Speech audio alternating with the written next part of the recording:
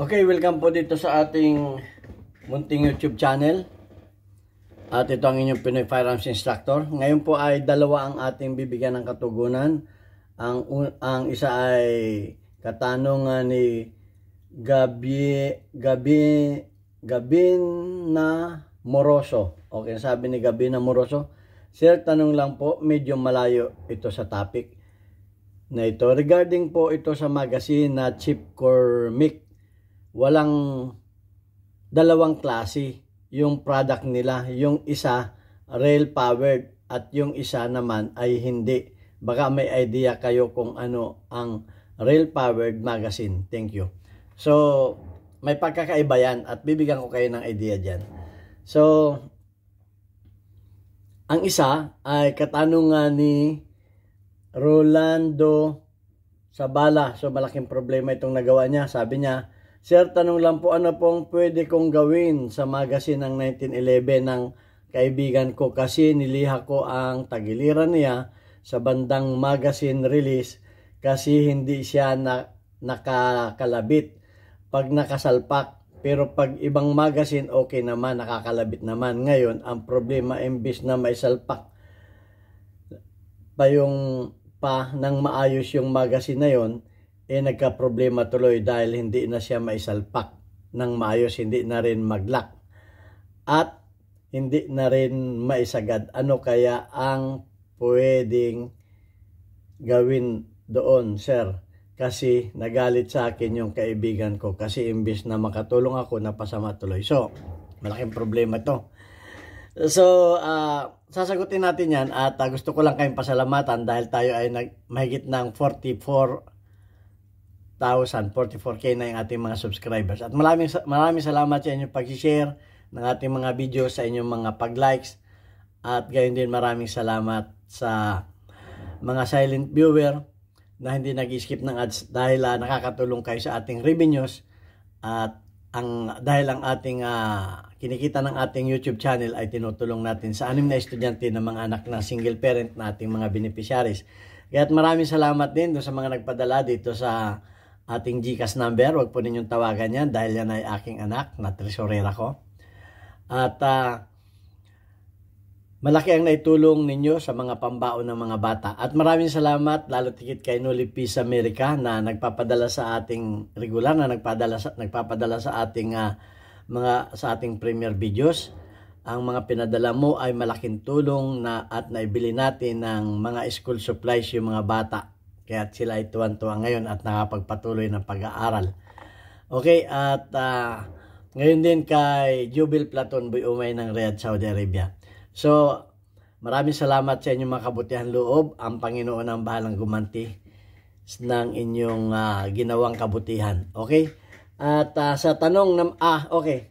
Meron lang akong gustong i-shout out lalo tigit sa mga taga Oriental Mindoro, sa Pinamalayan Oriental Mindoro. Dahil nagbukas po kami ng bagong business na Papa Burgers. Yan pong pwesto na yan ay doon sa dati kong shop. Dahil nagsara na yung aking shop at wala na ako doon.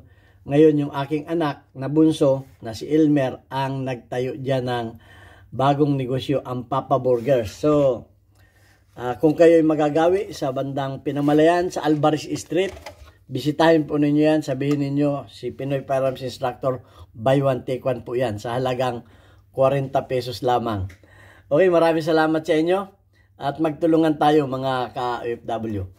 Okay, sa katanungan muna ni Gabino Moroso, tanong lang, malayo ito sa topic regarding sa magazine na Chip Cormick. Dalawang klase kasi yung product nila, yung isa rail powered at yung isa ay hindi. Baka may idea po kayo ng rail powered magazine. Thank you po. So, pareho namang magazine ito, ang problema. So, pareho ko na sasagutin. Okay, ang mga magazine ay, okay, pinapauna ko na, baka tayo mabas. Wala tayo ngayong 1911 model. Dahil tayo naman ay, inuulit ko sa inyo, tayo nasa Kuwait, wala tayong sariling baril. At umaasa lamang tayo sa baril na dumarating sa atin at mga baril ng kumpanya. So, wala tayong model ng 1911 ngayon. Pero ang mga kahit anong magazine ay may kanya ay merong real power at merong wala. Yung hindi real power, ang ibig sabihin nun ito ay plain. Yan oh. Plain ito, plain. Yan, walang Ang real power ay yung kamukha nito, yung may mga ganyan. Yan. May mga ganyan yan, yan, may mga real power. Yan yung real. Okay, real power yan. Kumbaga, ang tawag ng mga Latero dyan ay may muldura. Okay. At ito, may mga ganyan. Kumbaga, may yupi. Yang ganyan, no? So, ano ang purpose niyan? Na mga ganyan, bakit may ganyan? Okay, ang purpose niyan ay mas matibay yung ganito.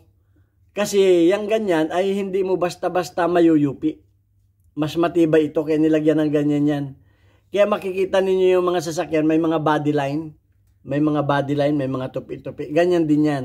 Yan ay pampatibay. Kaya yung real power ay mas matibay. Kasi nga, sa mga 1911, yung mga plane ay, kung mapapansin ninyo, madaling mayupi. Madaling makuping.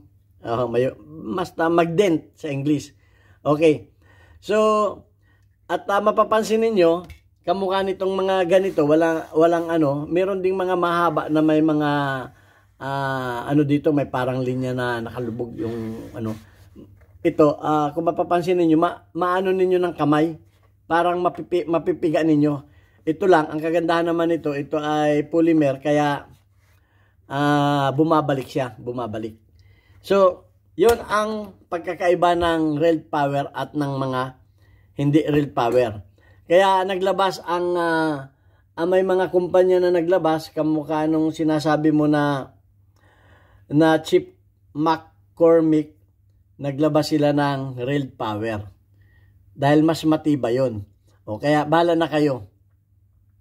Mas matibay yung may real power. Okay? At yun lang ang nakikita ko dito na pagkakaiba nila. So, ayun, at yun ang tinatanong mo ako kung anong idea ko dyan. So, yun. At ang ko dyan, mas matibay talaga yung mga real power. Hindi basta-basta na UP yan. At kung mababagsak yan, hindi basta na UP.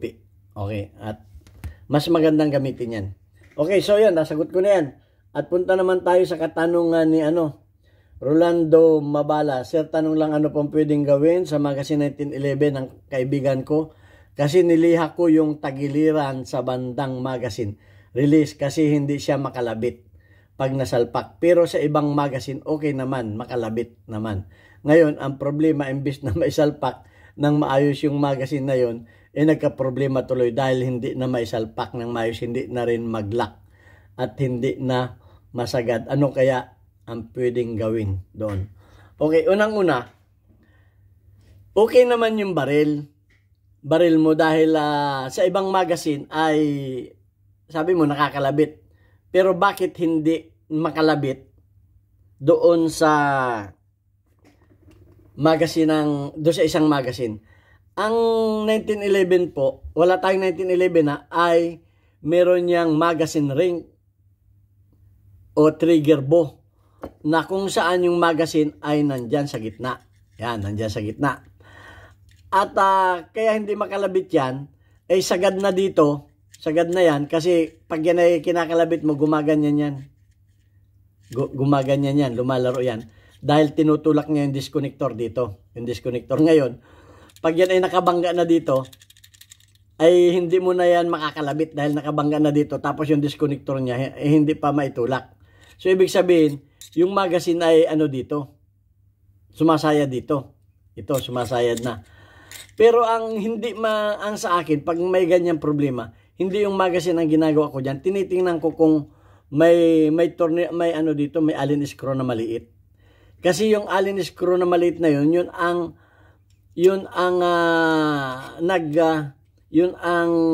ng adjust nito para ito umatras pa ng kaunti. Ngayon, pagka yun ay mahigpit ay nagkakaproblema. Okay, nagkakaproblema. So, ang isa pa diyan, baka ang problema mo yung disconnector. Baka yung disconnector mo ay sobrang layo dito. Sobrang layo dito. So, isa pa rin yun. Baka yung disconnector mo. Kasi malayo siya dito. Hindi siya maaabot-abot. Okay? So, yun. Ang isa pa. At,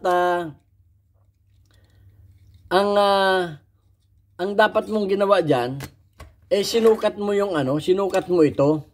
Sinukat mo ito. At sinukat mo din yung isang magazine. Kung pareho ba ito. Hindi mo dapat yan niliha dito sa may banda rito. Kasi sa magazine release ito Ngayon, pag ito ay niliha mo dito, sabi mo dito sa may magazine release hindi na ngayon kakapit yung iyong release button dito. Hindi nakakapit yan yung release button mo. So tama yung sinabi mo. Mali yung iyong ginawa. Kasi niliha mo yung banda rito. Ay hindi na yan hindi na yan sasabit dito yung release button. Hindi mo na rin may salpak yan. Ang dapat na inano mo yan ay ito. Ito ang dapat na binawasan mo ng konti. Dahil itong parte na ito ang bumabangga dyan.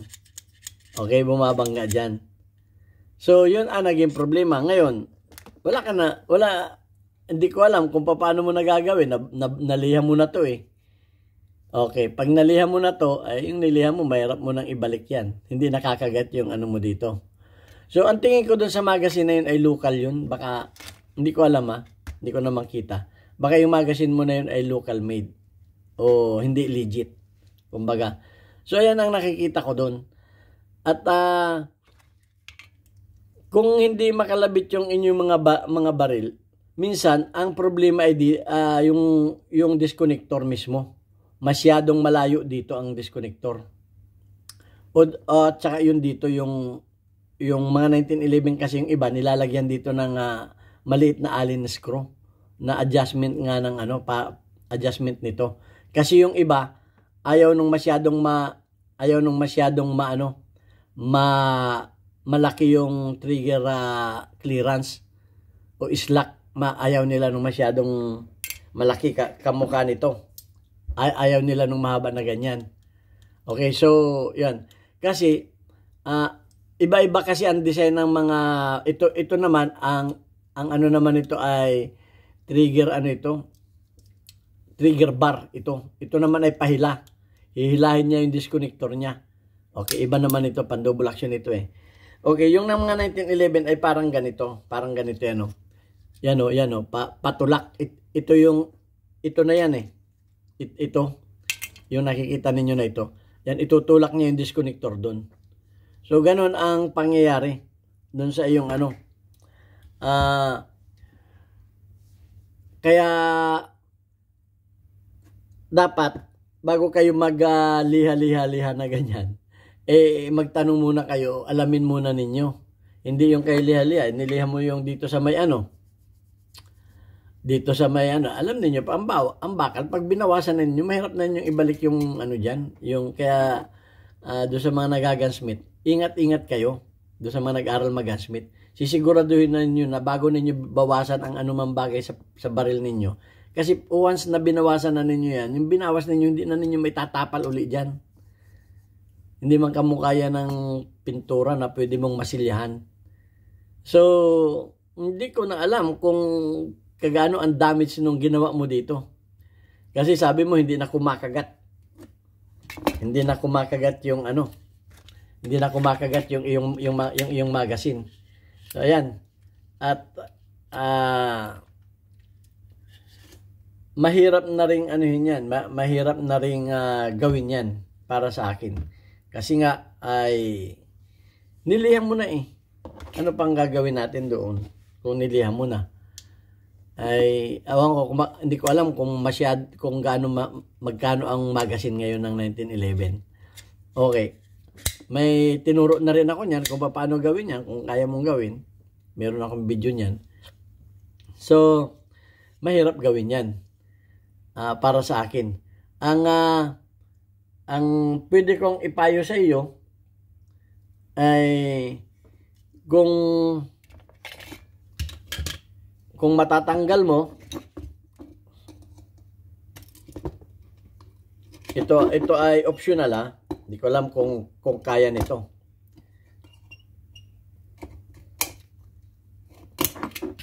Ito, kung matatanggal mo yan at kumuha ka ng kahoy na medyo sikip dito, pasukan mo ng kahoy para ito ay umexpand ulit, lumabas ulit itong banda rito. Kasi lumubog ito eh.